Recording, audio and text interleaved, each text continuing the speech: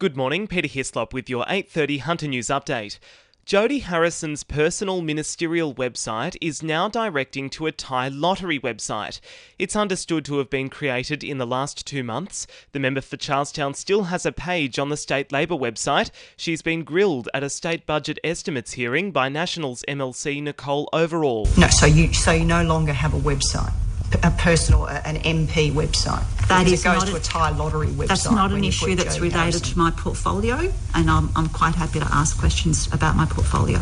The Catholic Diocese of Maitland-Newcastle has launched an all-grounds appeal against a decision made by a court that a priest abused a victim at the presbytery while he was a high school student. The priest died in 2015.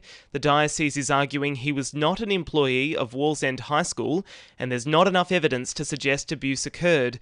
The Court of Appeal has reserved its judgment. Maitland Hospital is hiring 3 staff to improve the flow of patients at its overwhelmed emergency department. Minister for Health Ryan Park is set to announce the concierge staff to reduce delays. It's hoped the staff will free up doctors and nurses to treat patients sooner. It comes after the Nurses and Midwives Association complained of poor conditions at the new site. Member for Hunter Dan Repicoli is delivering a cost of living election pitch to the battleground seat of Hunter. He's visited an engineering business at Curry with Federal Treasurer Jim Chalmers, taking credit for the Reserve Bank's recent rate cut decision. Polling shows he could be in trouble. The seat could flip to the coalition. He says he's ready to get the campaign underway. At the end of the day, I'll keep knocking on people's doors, keep talking to people. It's going to be a large battle here in the Hunter. There'll probably be about 9 candidates, so I think we're already up to 8, so there'll be a couple more that come, I'm sure. But looking forward to getting out there and getting on the campaign trail. Police are expected to lay charges on a 30-year-old man under police guard at Dubbo Hospital following a high-speed chase from Denman to Mudgee. On Wednesday night, officers were called to a motel at Cessnock due to concerns for a person staying there. Police will allege the man then attempted to evade officers, initiating a pursuit from Denman at about 1 a.m. yesterday. When the vehicle stopped at Mudgee 2 hours later, it allegedly deliberately struck an injured officer who escaped without serious injuries. The chase continued to Dunedoo, where the hire car was found abandoned. The man was arrested nearly 40 kilometres away. Inquiries are continuing. Wallsend MP Sonia Hornery has slammed Newcastle Council for backing text messages to notify people of parking fines instead of physical tickets. By July, councils will have to hand out fines on the spot following reforms from the state government. Council made the decision to back SMS technology at a meeting earlier this week, saying handing out physical tickets makes workers subject to abuse. She says the technology is substandard. Then it gets mixed up with 20, 30, 40 other text messages, and then people didn't even realise they got it.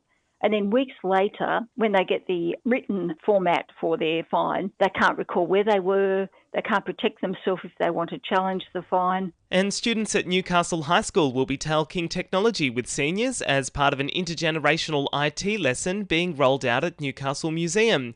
As part of the Seniors Festival, the Lunch and Learn event next week will be designed to support older people to become savvy with devices. Council says it's among 50 events they'll be supporting, including accessible fitness, woodworking and repair workshops. The Festival Expo will get underway on March 4, featuring live music and up to 50 exhibitors. Details are on Council's website.